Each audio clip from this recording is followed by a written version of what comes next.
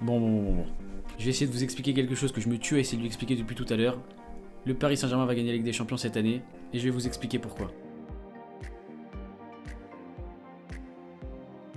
Parce que Tourelle et Leonardo forment un super duo.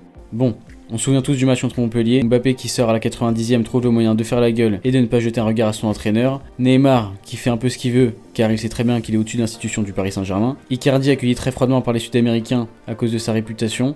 Des titis parisiens qui veulent du temps de jeu et vont en chercher ailleurs. Moussa Diaby au Bayer Leverkusen, Stalen Soki à Nice ou Timothy Weah à Lille. Bon, on a frôlé la crise au PSG cette saison, mais Tourelle, bien que décrié par les médias comme étant une marionnette contrôlée par les cadres du vestiaire.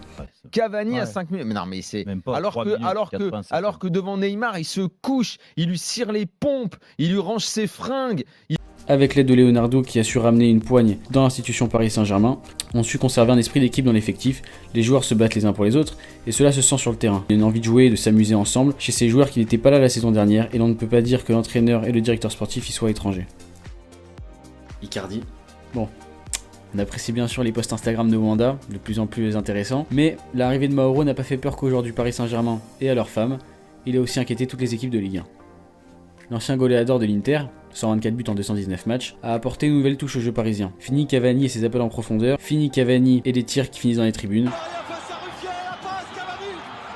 Entouré de deux feux follets nommés Neymar et Mbappé qui aiment le ballon, lui est un joueur de surface, un joueur qui sent la bonne action et qui sent le but. Cette titularisation au détriment de Cavani permet aux joueurs parisiens de jouer libérés et de laisser libre cours à leur créativité, puisque de toute façon n'importe quel ballon balancé dans la surface sera attrapé par Mauro. Beaucoup plus clinique que son prédécesseur, chaque occasion finit au fond. Alors oui, il défend pas autant, il ne se dépense pas autant et conserve donc toute sa lucidité face au but, et c'est ce qu'on lui demande.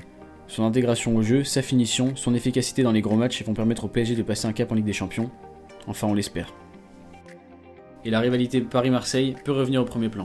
C'est la victoire Ada. C'est la Ligue des Champions Ada, les amis. Non, t'inquiète Momo, ça sera pour plus tard. Mais bon, pour l'instant, on peut pas dire que l'OM mette en danger le PSG, loin de là. La rivalité entre les deux clubs et l'écart actuel au classement, seulement 4 points, oblige les Parisiens à regarder dans le rétroviseur. Ils peuvent pas se relâcher sous peine de voir les hommes de Villas-Boas revenir. Quand on connaît en plus la chance de Villas-Boas cette année, on se dit que on ne sait pas à quoi va ressembler la fin de saison marseillaise. Parce que l'année dernière, déjà plié après 14 journées et 14 victoires en autant de matchs, le Paris Saint-Germain était déjà quasiment champion. Le championnat est alors devenu secondaire pour eux, ils avaient perdu toute forme de compétitivité, faute de concurrence. Le relâchement leur avait coûté un quart de finale de Ligue des Champions en se faisant éliminer ridiculement face à un Manchester United remanié. Donc, chaque année, on dit que les équipes anglaises sont les meilleures équipes d'Europe car un Arsenal Stoke City a la même intensité qu'un Arsenal Manchester City. Un championnat dense et avec une équipe qui semble au moins tenir le rythme, en tout cas en apparence, peut garder le Paris Saint-Germain dans une logique de concurrence et dans une logique compétitive. Parce que perdre le titre face à l'ennemi juré marseillais serait la pire des hontes pour le Paris Saint-Germain sous l'ère qatari. Espérons désormais que l'OM de Villas-Boas continue sur sa lancée et menace un peu plus son ennemi juré pour permettre à la France de soulever un nouveau trophée européen. On peut pas parler de Ligue des Champions sans parler de Neymar, en espérant qu'il n'aille pas au carnaval cette année. Et oui Neymar, pas de Brésil, pas de samba, pas d'alcool, pas de sombrero face à Strasbourg, pas de blessure au 4e ou 5e métatarse. Et Neymar Junior peut enfin jouer un 8e de finale de Ligue des Champions avec le Paris Saint-Germain. D'où rêve?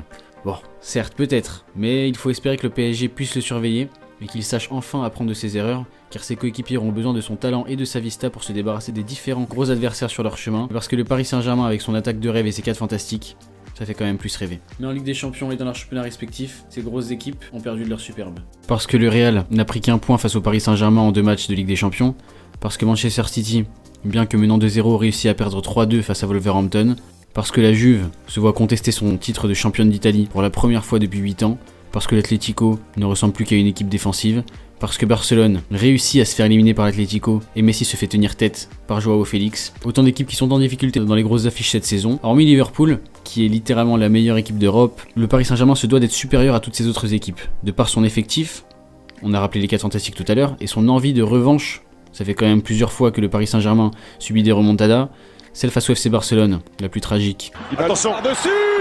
Non, possible. C'est pas possible. Et la plus drôle, face à Manchester United. Le ciel vient de tomber sur la tête du Paris Saint-Germain. Et doit ainsi profiter des mauvaises passes diverses traversées par les autres équipes pour planter sa supériorité sur l'Europe et conjurer le mauvais sort de l'ère qatari et enfin dépasser les quarts de finale.